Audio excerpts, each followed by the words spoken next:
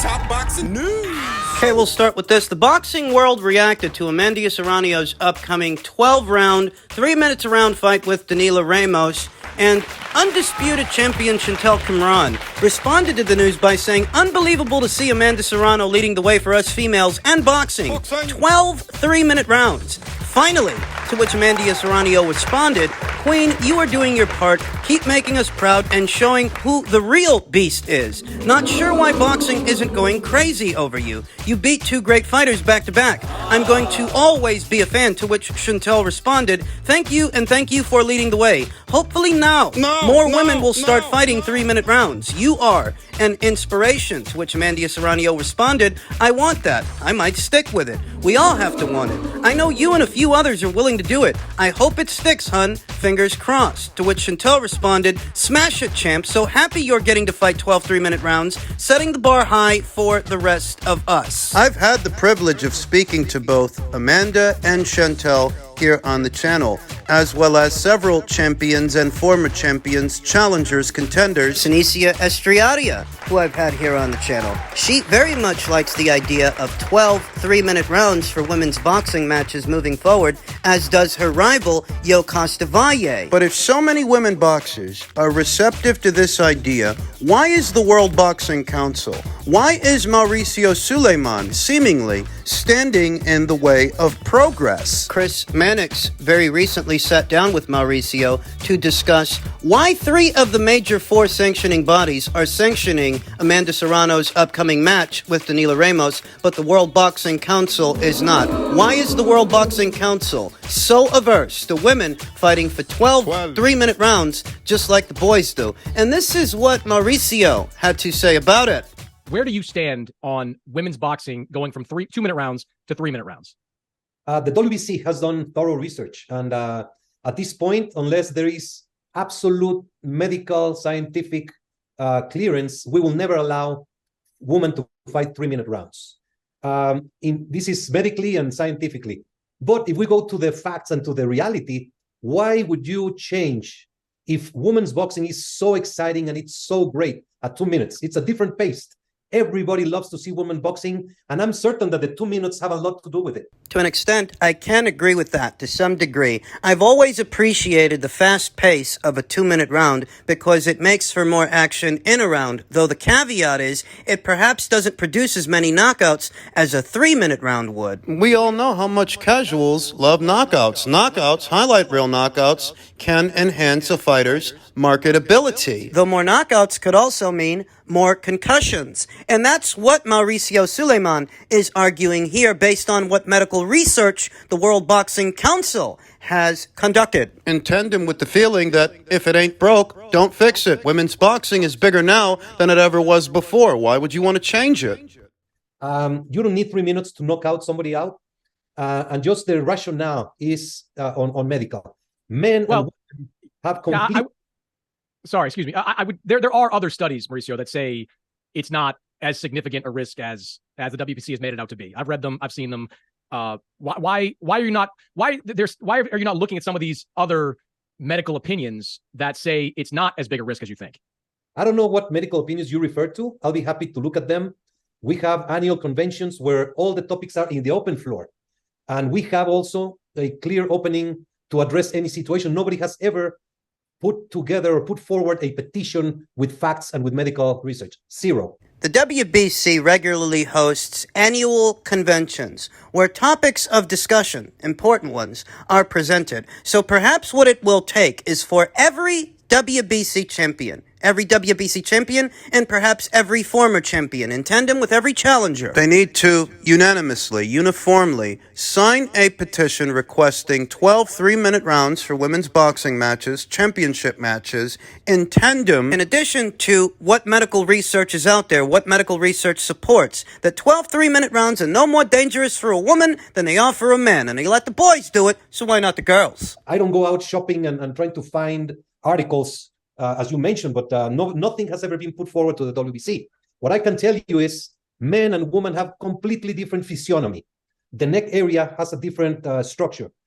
Menstrual period brings a very different situation into the hormones and the woman when they're going through that process. And ratio for concussion, it's much more higher for women than for men. We will not be into a popularity contest. Many times we have protect boxers from themselves. Boxers are warriors. They would fight 30 rounds or 5-minute rounds if they were requested to do so to earn their living. As I specified in my previous video yesterday, the World Boxing Council will not sanction the upcoming Amanda Serrano versus Danila Ramos fight, even though the other three will, the IBF, the WBA, and the WBO. They're not taking the same stance that Mauricio and the WBC are taking. Neither is the local commission in Orlando, Florida.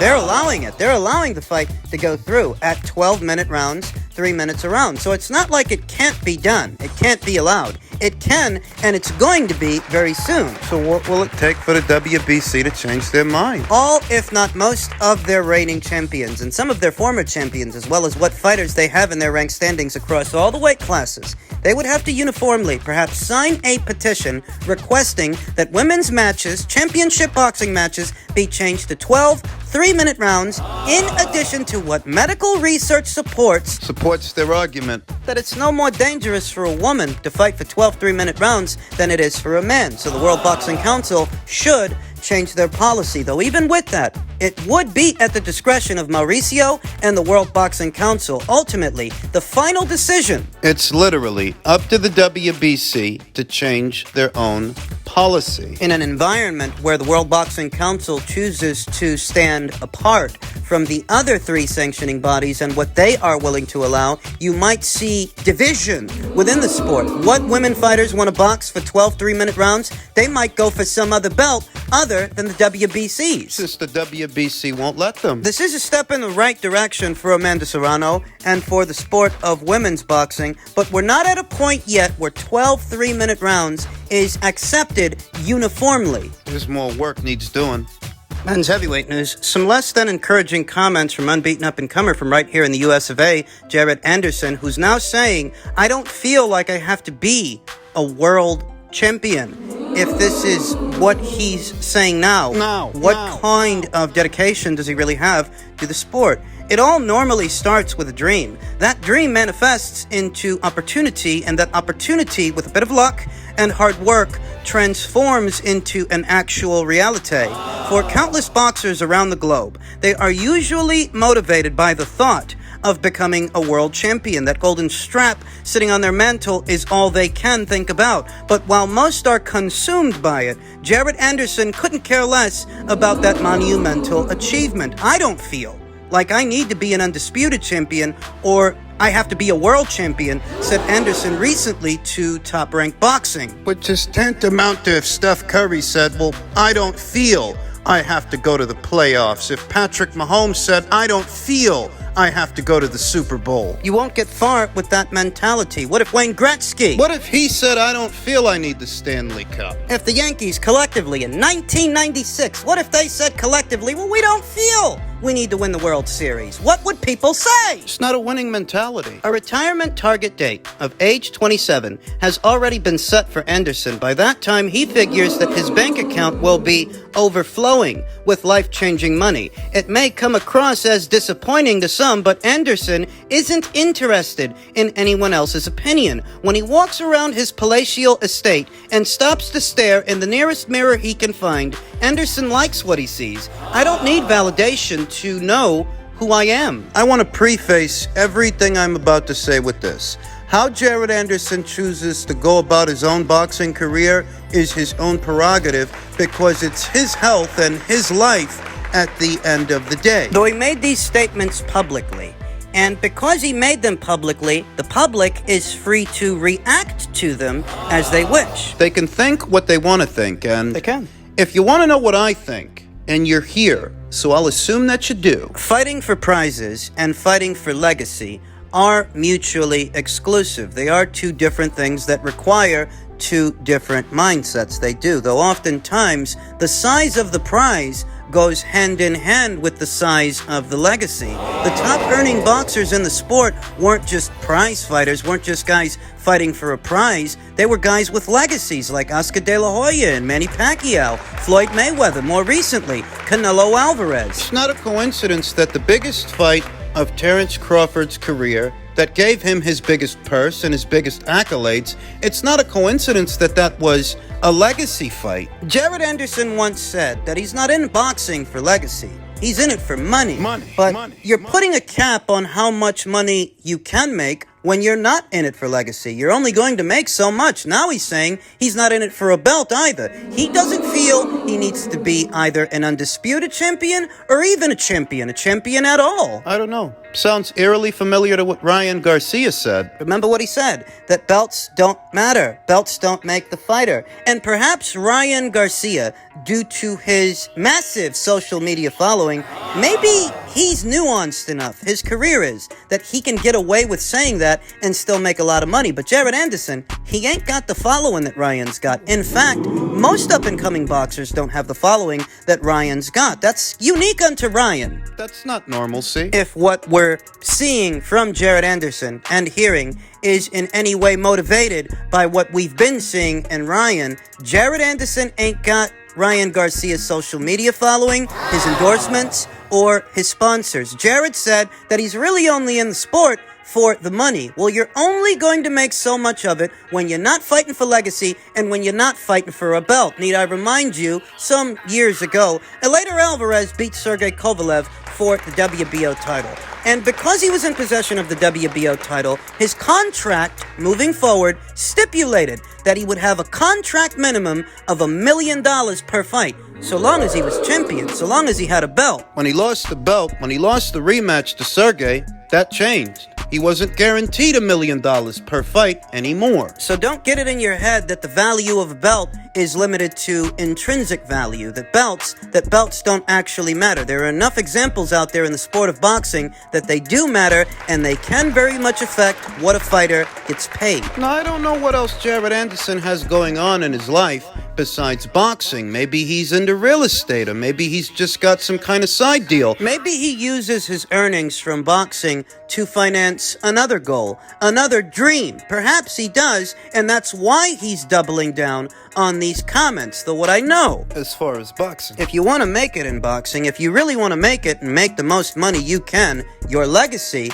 has a lot to do with that. It can amplify your earnings. You know, Floyd wasn't just the top draw or the top earner in the sport. He had a legacy. The legacy, and fighting for it, was the precursor to the money. What Jared is saying is that he doesn't care about legacy, he don't care about undisputed, he don't care about belts. That is an insight into his mind and how much of himself he's giving to the sport, how much he's training. Is he giving it 110%? Because it doesn't sound like it.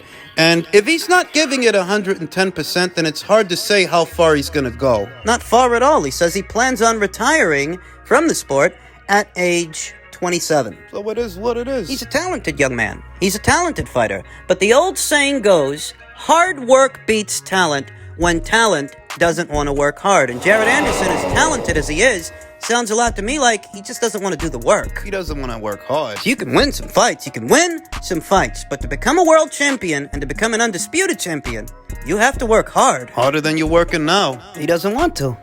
Men's heavyweight news. Reigning WBC heavyweight champion Tyson Fury told Stephen A. Smith in an interview that after Ngannou, he wants to fight John Jones, LOL. That Usyk undisputed fight, it's not something he wants, not according to longtime boxing scribe Dan Rafael, and I can't help but agree. Immediately after the Dillian White fight, when Tyson Fury brought Francis Ngannou into the ring, most didn't take him seriously when he said that he would like to fight him. Most figured he's just being folksy, like he's always folksy. They didn't actually think it would result in a fight with Francis Ngannou, at least not while Tyson Fury is a sitting champion. But here we are, and this is the only ring appearance he's going to make for obvious reasons. The money. When asked why he's taking the Francis Ngannou fight, obviously, I'm getting paid a hell of a lot of money, and I get millions of people from MMA and boxing who are going to watch it. Whether they like that I'm doing it or not, guess what they're gonna do? Still watch it. I don't know about that. I can't tell you what this fight is or isn't going to do commercially, because as I've said many times, Francis Ngannou, in his own sport, in his own discipline,